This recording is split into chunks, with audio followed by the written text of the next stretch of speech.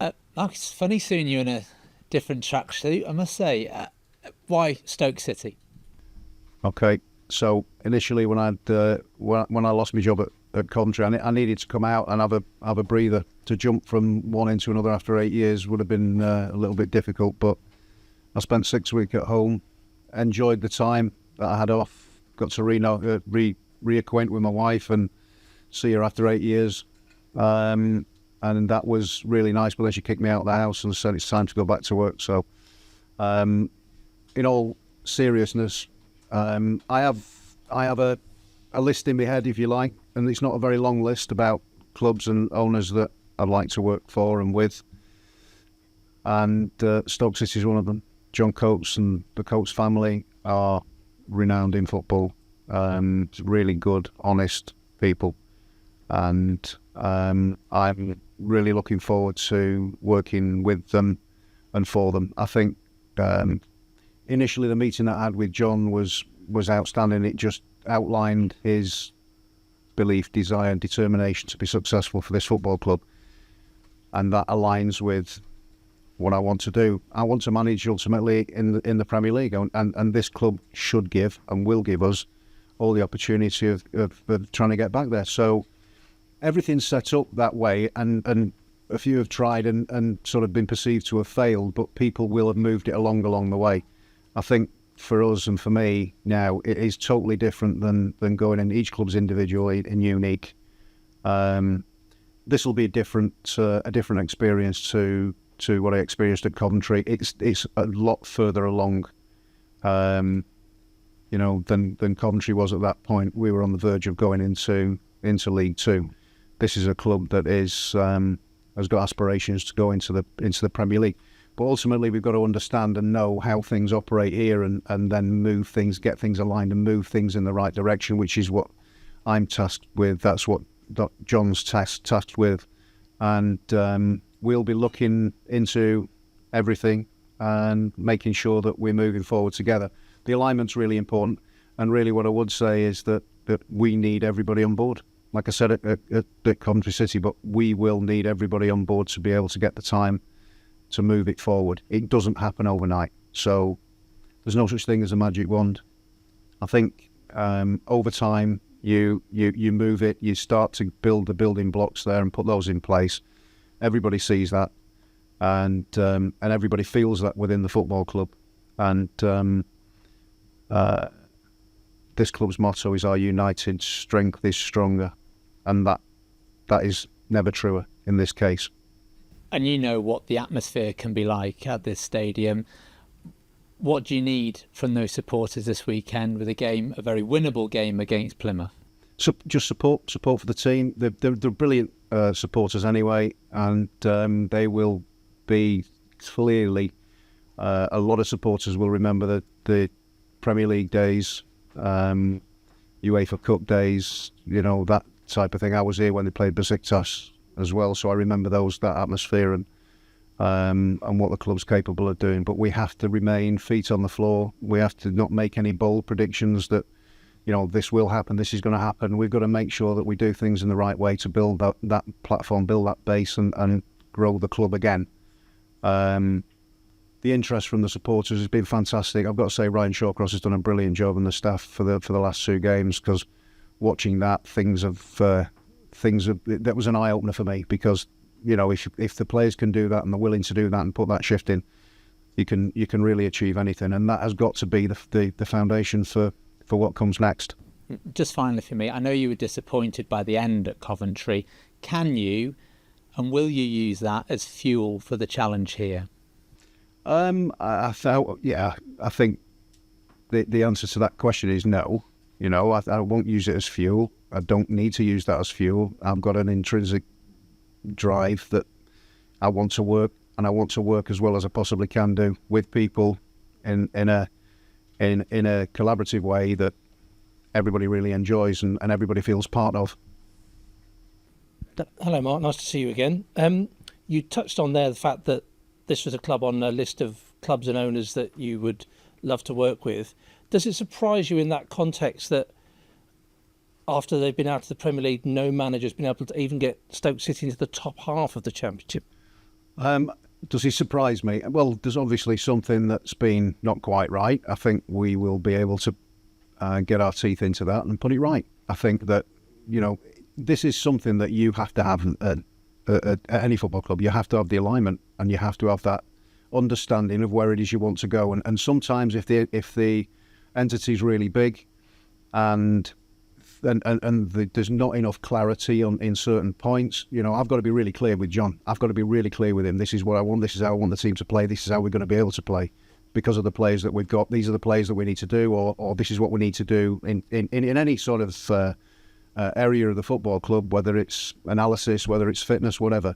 It's got to all align. And if that we can get to that point, then things will move forward quicker. And that is transferable to through football clubs, but it is a skill, and you can't just go in and because you can easily make a mess of things. But I think with our experience, with both of our experiences, we'll be absolutely fine, and it will not be for the want of trying. When you watch the team against Burnley and when you look at the result that they got against Sunderland in the previous match as well, did that give you a lot of optimism? Because you might have come in here thinking this is a club low on confidence, struggling towards the wrong end of the table. But actually, when you saw them, you could see what there was to work with. Well, I don't think it takes confidence to run around. That is a prerequisite. You run around, you have a real go, and the other bits and pieces follow. If you've got information you want to give to players, I always said at Coventry, we always tried to give them a lot of information for them to decipher. You've got to weigh up when that time's right to be able to do it, and we'll do that as well. But we'll drip feed things in if they can perform as they have done over the last couple of games, and continue to do that. It makes us competitive. It will make us competitive in a really tough environment. And John, just one to you, if I may. You said in the press release the other week that you took responsibility that Narcisse was the wrong fit at the time. When a manager like Mark Robins, with the success he's achieved at Coventry City, became available, did you instantly think, well, that is the right fit for this club? I think so, yes. I think with Mark's experience at Coventry and other clubs where he's been in clubs where he's done it's been a completely different fit, where he's built clubs and had things where grounds have been condemned and building training grounds. But I think Stoke City's in such a good place, facility-wise and infrastructure and everyone behind the scenes. I think to have Mark's availability and the want to come and have that drive to come and build it at Stoke, and just such upon it then is it's intrinsic drive inside of him. I think that's the fit for Stoke. That's the type of person we need in Stoke City as a manager. So yeah, absolutely delighted that he's agreed to join us here with two very good coaches with him as well. Mark, you had 7 successful years at Coventry on the whole. It's been 7 not quite so successful years since Stoke got relegated from the Premier League, or there or thereabouts. What's your blueprint to get Stoke as successful in the way Coventry were? Each club's unique, so you can't. What you can't do is go, right, I did this there, and I'm going to repeat that there, because there's two totally different cities, different clubs, different environments, different stages of development. So it is, in that sense, totally different. But football's football. You just got to understand what we've got, what we're dealing with, where we're at, who's in the building, who's aligned, who's not, and then make the adjustments. It just takes time to do that. You can't just go in day one and you go, right, okay, I know exactly what's going on. I've got a good feel. I've got really good people around me, and I'm really confident that given that time we'll be able to turn things around and get this moving forward. That's what I look forward to doing. That's my skill set. That's what I want to do, and that's why I'm at Stoke City, because like I said to you before, said earlier on in the interview about, the people that I wanted to work for, the people that I'd come back into football for. It's a really, really tough job, especially in the Championship, in that environment. It's really tough, as you've seen this season. And but it's somewhere that's really exciting. It's exhilarating. And, if you've got a situation, I really would like to manage in the Premier League before I retire. I was turned 55 at Christmas, so I'm really hungry. and it's like there's no point sitting on my backside and just waiting. And when this opportunity came up, once I spoke to John and John Coates, I had no doubt in my mind anyway. I was really excited to meet them, and once I've met them, it just confirmed what I thought, what my feelings were. And having lost my job on November the 7th, I needed that period of time to sort of let that go out of the system, because I was all in. And now I'm all in somewhere else. I really don't like the fact when people are on the merry-go-round and they jump, and it's that you have to have that commitment. You have to have that affinity, and you have to have that sort of feeling for a football club that means that you're all in. I'm all in, and I really want to get my teeth into this, really want to move it forward. I've got a real strong desire for that. The people that I've brought in with me, the people that are already here, and obviously I've mentioned John and John Coates, they are proper diehard Stoke City supporters, and and the Stoke supporters as well.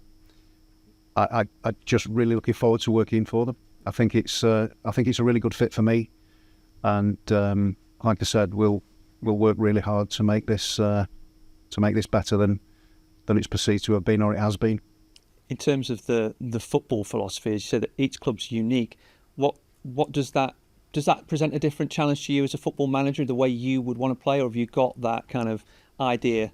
I've 100%. I've got an idea, but I think again, it's implementing that and the timing of that and how you go about it. I think that's an important factor. If I come in and just this is what I want to do, again, doesn't necessarily work.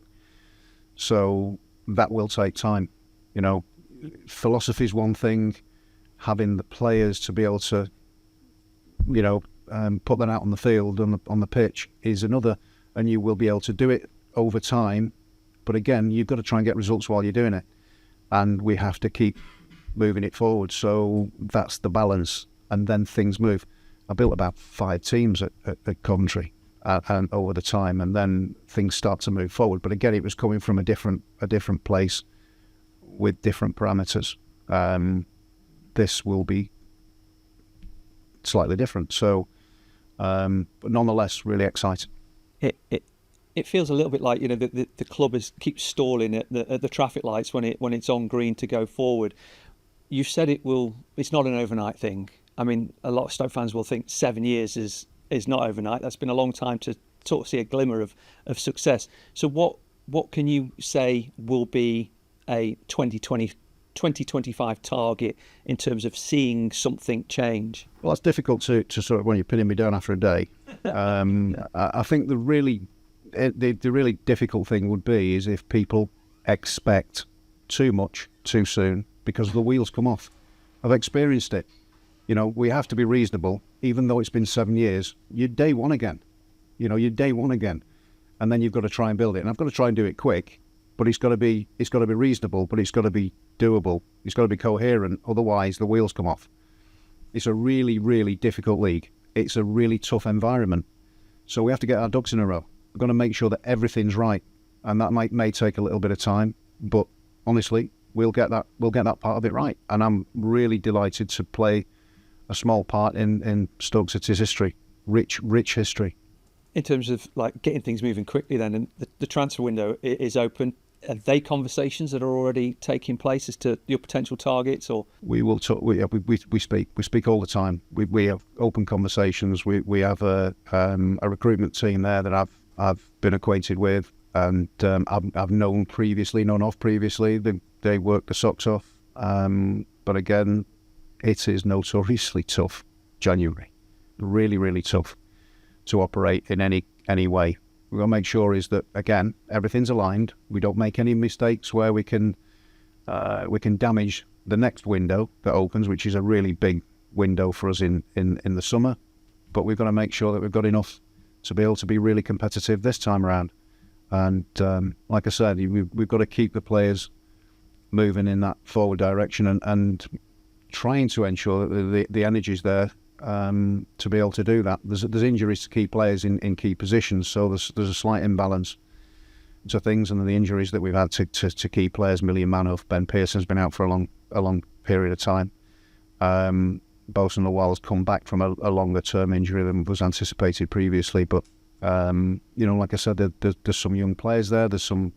I mean, it's a youngish squad anyway. So, but it looks exciting. We just got to make sure that we keep it moving in that direction, and we'll do the work in the background to make sure that things move forward properly, and we'll get it going. You experienced that atmosphere change at the CBS Arena of getting that crowd really behind you, and that's the important, the 12th man, they say. Are you looking forward to hearing that Bet365 stadium again, back to where it was, and the loudest fans in the country in the Premier League years? Well, that's why you do it. I mean, when you talk about supporters, I go back and I think about COVID year. When we played in front of no fans, it was horrendous. It was horrendous. And if that needed to teach anybody about the importance of supporters, it was that time. It's really, really important. And like I said, that I'm really looking forward to this tenure. Really looking forward to being manager, and proud to be manager of Stoke City. Thank you. Good luck. John, just come to you.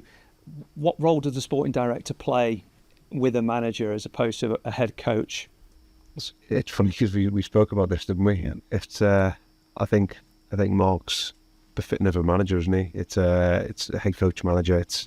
I don't think it changes anything. I think the role of the sporting director is still the same. Internally, it still works the same. I think Mark, with his experience and know-how and everything he does and brings, I think it's more befitting of a manager. But I think there's a play on words, and people read probably too much into it. But it'd be work as usual, I think, for both of us.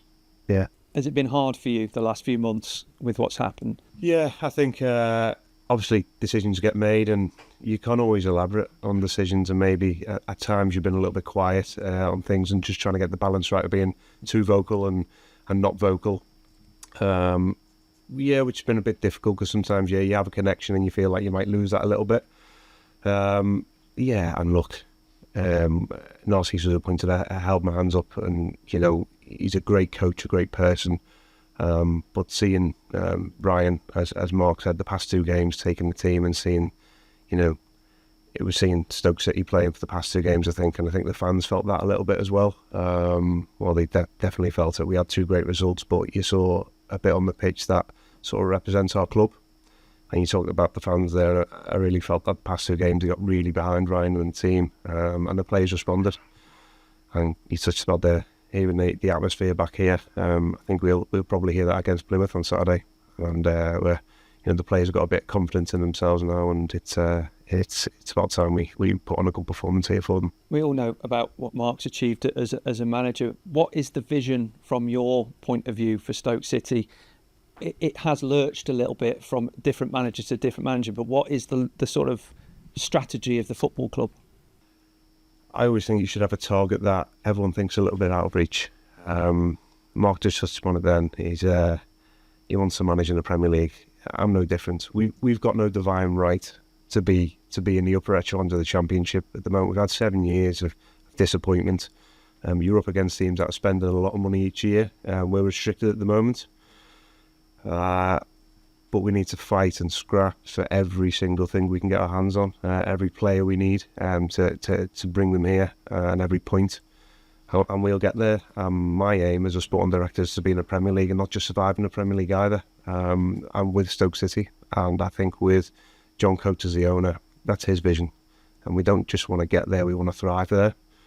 But that's probably hard to see right now because we've had 7 years of disappointment. But with bringing someone like Mark in, who's helped build teams and been there and done it on at difficult clubs as well, and to have John, backing us and backing him to be able to go and do it, and when the time's right, I think this club will take off. But as Mark said, it takes time. It's not one window. Sometimes you've got to tread wood for a little bit, and you've got to change the mentality they're building around. And there's been a lot of changes in the short space of time in every department of the club this year. You've got to change that mindset. People have, it's not just comfortable to be where we are in the Championship. You've got to have that mentality, that winning mentality, and that real intrinsic drive to push yourself on. And it takes time. and we had to sort of reduce the age of the squad in the summer, and we've got a lot of young, hungry players and now fight for everything. However, we lack that little bit of experience sometimes and a little bit naive at times. And so we know during each window what we need at that time. And, it's if they're available, if they want to come, and if they're affordable as well. And there's lots of things you battle against. But, the ultimate vision is to be better than we've ever been before. That's the vision of the club. And get back amongst the elite. So it takes time. And as Mark said, we've got to build it. We've got to understand we've got no divine right to be at the top of the championship, but we've got to fight for everything and get everyone aligned, and it's not an easy job to do it. And as I said, and I think I've said before, I'll make mistakes along the way. The club will, as long as you've got the right intentions and you work hard enough behind it. I think you'll get there. And I asked Mark about the transfer window. What does that mean for you, or what does it change for you? Because you will have been probably busy behind the scenes prior to Mark's arrival. I'm always busy. There's always a lot of work going on with the recruitment team, but we've got to align to how Mark wants to play and what he sees a profile of player as well in this league and how he wants to play. And as he said, you probably have an idea of how you want to play, but you've got to fit that in with the players that are available, and then slowly add to it and add bit by bit, and have a bit of luck along the way, and you stay injury free. We've got a few coming back now, but we'll work together on it and be aligned right across from the owner to myself to Mark to the recruitment team of exactly what we want. And that's so important because you need to get him the right players to be able to perform on the pitch. Thank you. Mark, welcome to Stoke. You have a reputation for building young teams and getting the best out of young players. You've certainly got a young squad here mostly. How do you feel that will go? I like working with players anyway, any age, but the young players have got a vibrancy about them and a bit of a naivety at times. It's great to see them coming through. There's also got to be a pathway for players from the academy to come through just to make sense of that, but that again takes time, and they have to be ready, because you can spoil people spoil players if they go in too soon or stay in too long. So there's a lot of work to do. We've got to align everything, and that word alignment is really key. We've both used it, and I think that it is really key a lot across the board. The transfer window, the players that may come in to try and affect it, they have to fit into this current group.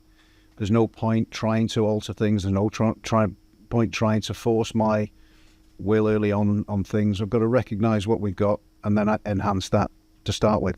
We've got to get the best out of this group of players. You can't just change. So that's my first thing. I think the second thing is we've got really good players in the building, and we've got some that are sort of trying to get up to speed because they've had injuries, and some have been not had too many games or not much game time to date for whatever reason. And then when they see a new manager come in, new head coach come in, whatever the name of the incumbent is, they get a little bit of enthusiasm around it. They've got to keep that. They've got to maintain that, because it's their responsibility to make the best of their careers. So if they do that, they've got more chance of getting in the team. And that's really essentially how I work. I think they should understand that from minute one, and I'm hoping that we get a really good response from everybody. And like I said before, it's really important that everybody's together. The motto of Stoke City and the city, so we're looking at trying to do things in a really positive way, but in a way that is reasonable and doable. We can't expect everything all at once. We're going to try and build that. When you look at the team you inherited in terms of confidence-wise, you've mentioned how well Ryan's done. Both of you have mentioned that. You've got a much more confident group than you might have had a week ago. How important is it, when you're in the situation Stoke are in at the moment, to build on that confidence? Yeah, it's important. But again, confidence is one thing. What is that? Be confident in receiving the ball with your back to goal when there's a man maybe coming pressing you. If that's the case, then try and adjust that. That's one thing. But you don't get confidence from not running or from running. You know, these are things that don't take any talent. You can just do them, and that's what's expected. And if you do that and you do it in the right way, which has been the impressive thing for me, that Ryan's instilled and the coaches have instilled, Alex Morris and, you know, the coaches that were here have done some really good work, and they've followed through with that and got 2 really decent results. Brilliant win against Sunderland and a goalless draw against Burnley, which is no mean feat because they've only conceded 9 goals all season. I think that's really impressive from them for the spell that he's had in charge. Are you the sort of manager that will now set yourself targets for this team without telling other people? Have you got a position you'd like Stoke to finish in this season? I'd love to finish top. I'd love to finish top. Again, you can't set targets like that yet. You know, it's got to be, can we catch the team above us? Can we do that first and foremost? Nothing else really comes into it. Day one, we've had a training session with 10 players today. The players that played yesterday have had a recovery day to get ready again, to go again. And the lads that didn't perform yesterday are trying to get into the team for Saturday. That's as much as we can do at this stage, plus little bits alongside it. You're looking forward, obviously, to the game against Plymouth, and you know what this place can be like in the Premier League when the stadium was rocking and how it was actually against Sunderland. How much are you looking forward to getting those fans behind you as opposed to being against you when you've come here with Coventry? I never felt they were against me. I thought they were with the team. And then that's really important. I think any football club that wants to go anywhere has to have that, you know, that understanding of where we are now and where we'd like to get to. And really, we've got to try and demonstrate that progress over time. And it's difficult for anybody to turn around and say, I'm going to do this, I'm going to do it in 12 months. It's nigh on impossible to do unless you are going out there and you're shooting the lights out in terms of you're bringing in the best players all over the pitch, and then you're expected to do that. I'd have to say to you, we've got to get up this season, you know. But that isn't the case. It's really difficult, this division. You know, there's a lot of teams that are paying a lot more money for players and can afford to do more at this moment in time. But ultimately, we're a side that's aiming to try and improve, to try and help us get back to where everybody would like to be and everybody would like to work, including us too. And your coaches that have come in with you will obviously know some of the Stoke players from Wales and England. How many chances have you had to see Stoke live this season? First game of the season, when I lost.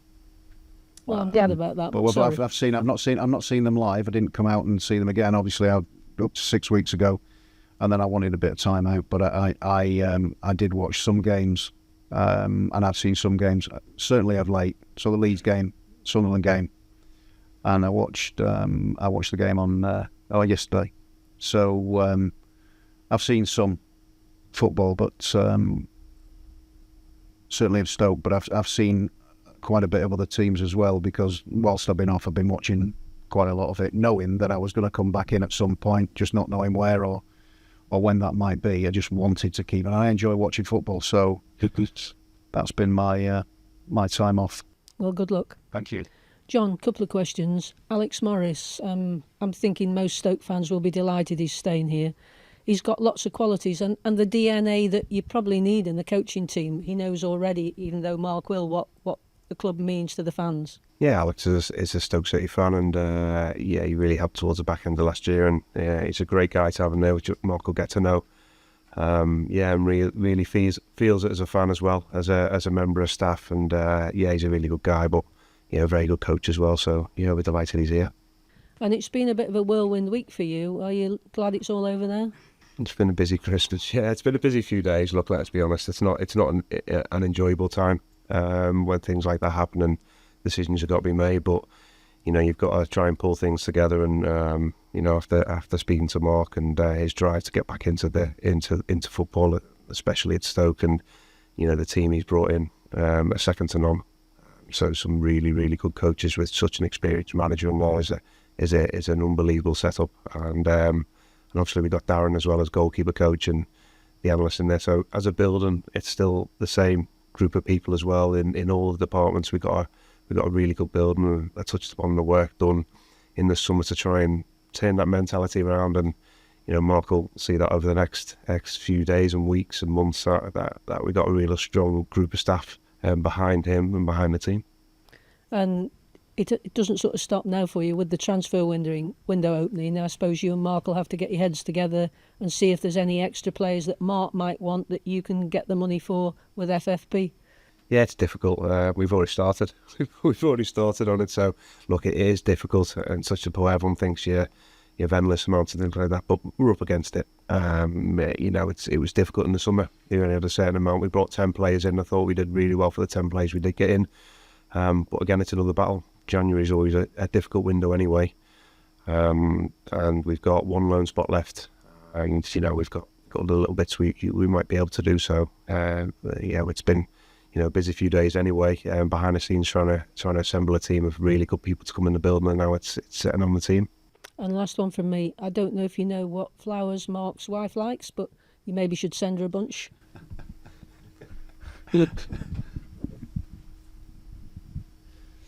In terms of the team you brought with you, Paul Nevin and James Rowbury, I don't think you've worked with them before. How have you put that together? I spent quite a bit of time, to be fair, whilst I've been off, talking to people, knowing that I need to put a team together. And I spoke with Paul on a number of occasions, and I've met James previously.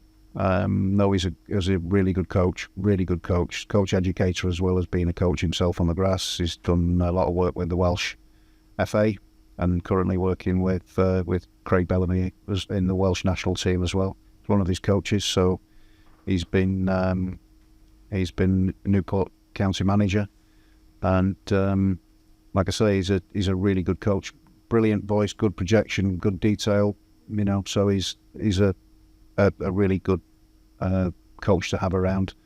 And Nev is somebody who's got loads and loads of experience at the top level, Premier League level, England under 20s. He's a top coach. Delighted to get him in. And this is the first time you will work with a sporting director as well, is that right? How are you going to find this scenario? It must be quite different. No, you're working with people, so we take the title out of it. We've got our roles, responsibilities, and what we want to do. And if you're aligned with that, then you can do anything. If you're working with good people and you've got the same interests and beliefs, and we've got a way of doing things, then and that's something that we already have in common anyway. When you feel you get a rapport with somebody anyway, and that might be why I ended up sat here in front of you, because you have to have that. I think. With the desire, with the intelligence, with the understanding, with John's background and everything he's done after his playing career and in his education and everything is really impressive, and that stands you in good stead anyway. There's some really good people around. I've met brilliant people. I've not met anybody that sort of step back and look at the fantastic people. And when you have that and you've got, you're working to the same ends, then there's no reason why you cannot do that. So if people want to put, labels on names and sporting directors, managers, coaches, you talk about people, and people are doing a job to try and make the best of what the circumstances they're in. People have called this an impossible job over the last few years. We'll see. That must make you laugh, considering what you had to deal with at Coventry. And Rotherham. And Barnsley. And Scunthorpe. It's different. It is different, but I've had adversity. I was called a firefighter at one point. People want to put labels on you. They want to go, he's a firefighter, so he can't do that job. It's utter rubbish. You've got a skill set. You've got an understanding of a game. I've got what I do know is I do know what I'm good at. I do know what I need help with, and I've brought people in to help with that. I've got people already here to help with other things, and you can never do things on your own. Never dream of it. It has to be a collaborative, and everybody's got to feel part of it. Supporters got to feel part of it. Of course they have. Everybody's got to feel part of it, which is what part of the enjoyment is. You can't just have one person and everybody else doing the legwork around it and not having anything to do with anything else. It just becomes monotonous. So I want everybody part of it. We both want everybody part of it. John Coates wants everybody part of it, and that's what will happen. Do you have a vision in terms of how Stoke should play, whether it's in the long term or in the here and now? You talked about action, I think, in your interview with the club, action-packed. I don't want to watch. I wouldn't want to watch boring football. I wouldn't want to watch ponderous football. Sometimes you've got to understand, if you want to try and control the ball, it has to be a certain way. But I don't want to watch ponderous football. I want to watch attacking, fast football. It takes time to develop. I know exactly how I want to see it. I know exactly how it can be achieved. And that's where players have to get the confidence and the understanding of what's needed, and that's what takes time. You can't just go, we're going to do this now, lads. There we go. It's really difficult. The decision-making processes change. The positions on the pitch, your body positions has to change. The speed on the ball's got to change. There's so many things that we've got to do, and you've got to train it or recruit it. So that's the reason it takes the time it takes, and that's why I say that we have to have that time to be able to deliver it. Know exactly what we want to do. We both do. We all do. We're all got an understanding of what we want to do, how we want to play. You've got to have an understanding of what you've got and what the current moment looks like, and what you can do in that moment without wrecking it. You've got to give them every chance and make them the best they can be. Whilst they're Stoke City players, and hopefully they'll be there for a long time. In terms of the candidates who applied for this job and the appointment that you've made, it must give you confidence that people outside of or around football see Stoke as a really good opportunity. So look, it's such a coveted job. I think everyone knows all the reasons why for the owner, for the facilities, to the people at the club. I'll be perfectly honest, I was really, really surprised when Mark lost his job at Coventry. I think we've spoken about it briefly. He's up there with one of the top managers in this league in this year as well, not just other years in this year. So we were really surprised from all the data points that we look at. So yeah, absolutely delighted to have him in the building. But it's such a coveted job, and someone to Mark showing interest and have that drive to really build this club and drive it forward. It was a no-brainer for me. Mark, just quickly, John's mentioned there about he was surprised, considering your record at Coventry and everything, the promotions, the Wembley appearances, and probably heading in the right direction in the Championship. Were you surprised when the owner wanted to make that change? Look, when I look back on it, it happened quickly.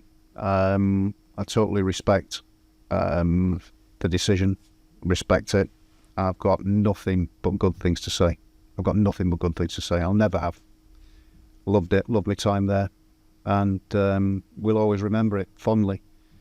I'm just hoping to make more of the same memories with the Stoke City people, the fans, the club, the owner. The drive and the determination is there, and whilst I had a fantastic, never be forgotten time, I've got to and want to focus on what comes next. No point looking at the past. It's gone. Although you probably wouldn't have seen it a few weeks ago, do you think a change of scenery has given you a boost? Yeah, I think so. I think there can be something. Your comfy pair of slippers.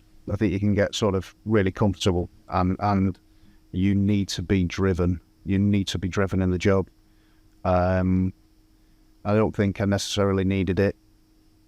I certainly didn't want it, didn't wish for it. But when it happened. You get time to reflect. I've had 6 weeks to reflect, as I've said, and I'm really happy that this came up. Really happy. Obviously, I'm not happy that somebody lost a job on the back of it. It's always difficult. It's always the case. But I'm really happy that this job came up, and I've been given the honour of leading it. So yeah, I can't wait. Honestly, I can't wait. And the staff are the same. That's great. Thanks. Thank you.